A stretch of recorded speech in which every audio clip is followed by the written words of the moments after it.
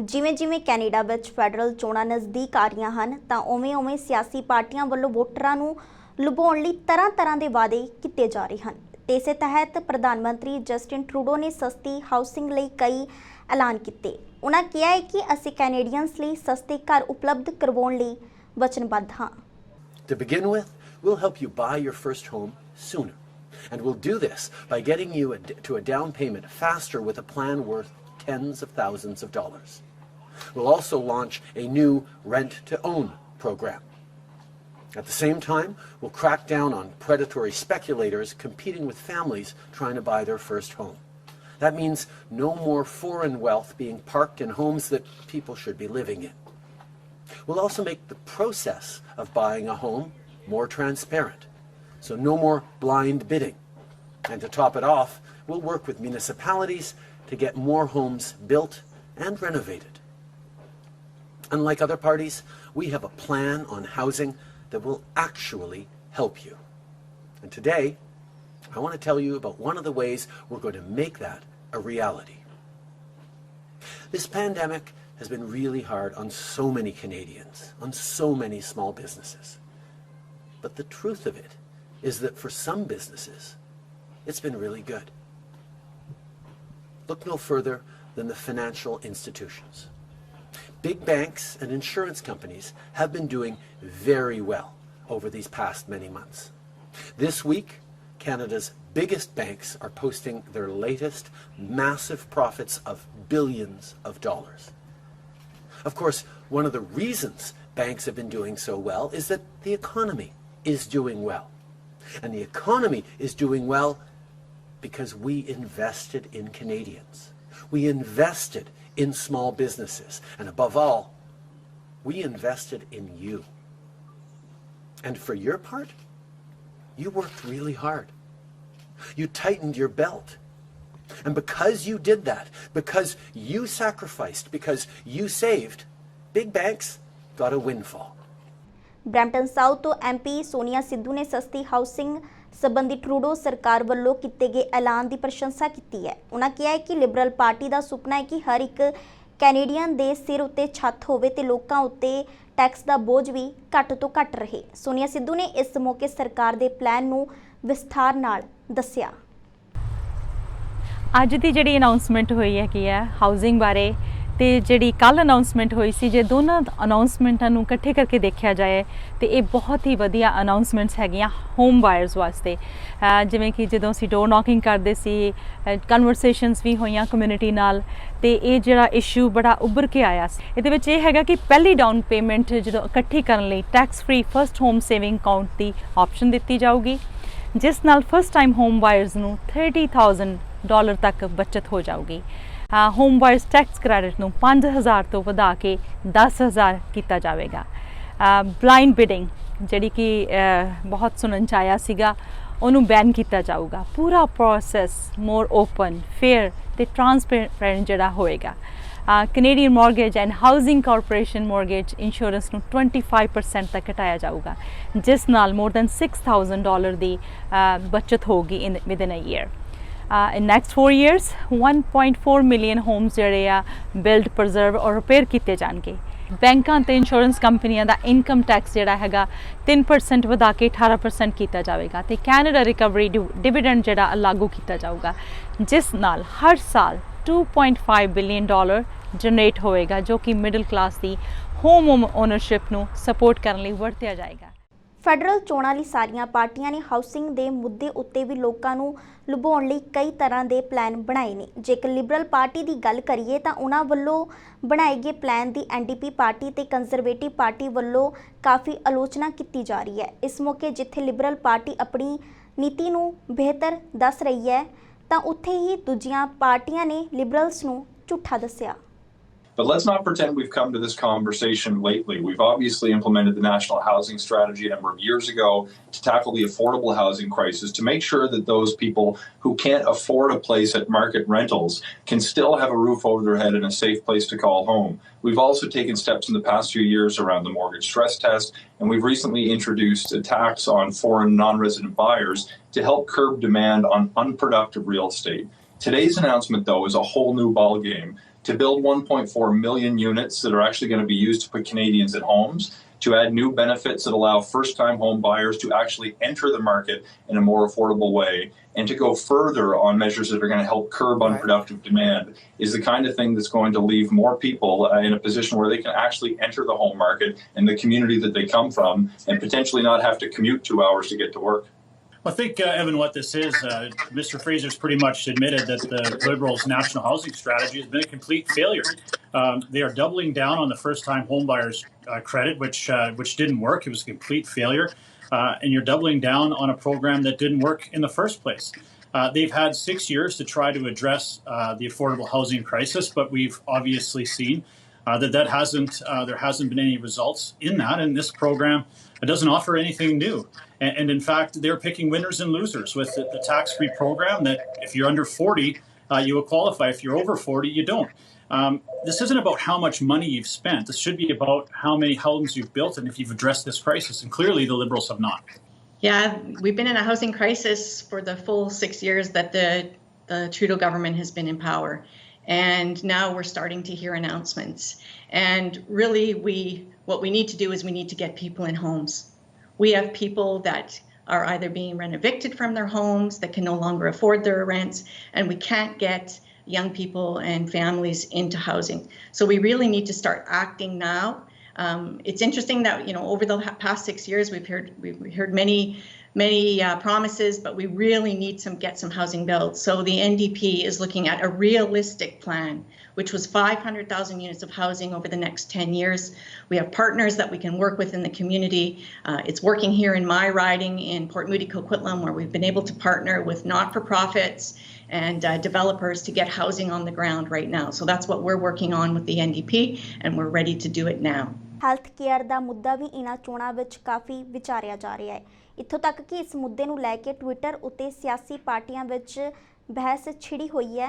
Trudeau ਸਰਕਾਰ ਵੱਲੋਂ ਆਪਣੀਆਂ ਕਾਰਗੁਜ਼ਾਰੀਆਂ ਨੂੰ ਵਧੀਆ ਦੱਸਿਆ ਜਾ ਰਿਹਾ ਹੈ ਤੇ ਵਿਰੋਧੀ ਪਾਰਟੀਆਂ ਉਹਨਾਂ ਨੂੰ ਝੂਠੇ ਦੱਸ ਰਹੀਆਂ ਹਨ।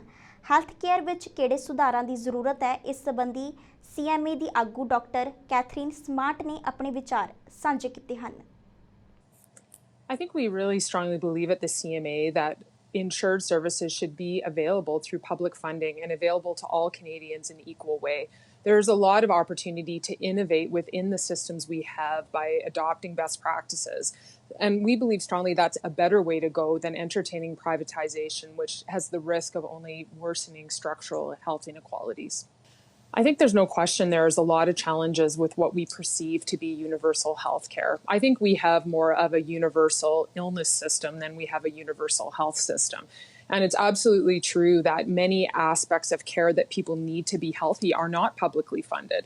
But I can tell you from my own experience that that is a huge barrier for people, not being able to access therapists, counseling, pharmaceuticals, dietitians, rehab specialists. These are things that keep people unhealthy. And my concern is us only making that worse.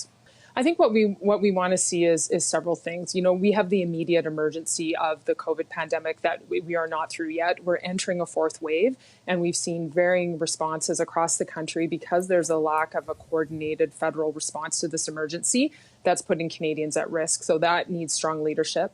We know that we need to reframe our healthcare system. We need to improve funding so that publicly available services can be buoyed and available to Canadians, and that's going to take investments. We need to better understand the healthcare workforce. We're calling for more information, more understanding of human health resource planning and investments so that we're putting money where it needs to be to actually solve some of these problems.